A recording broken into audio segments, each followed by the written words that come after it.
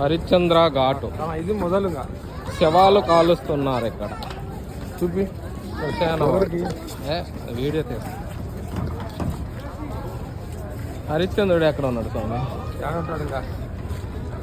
ఇటు మీద ఎటు కాలు చేస్తుంటారు అట్ట సార్. నిత్య శవాలు ఆల్రెడీ చూడు చూడు చూడు అట్లా పెట్టు చేస్తున్నారు. అల్లాడికి రెడీ చేస్తాండి అక్కడ. దాని మీదే రెడీ తేడం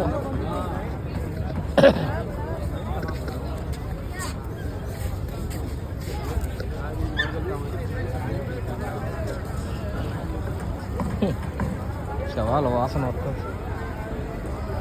శవానికి తెచ్చారు.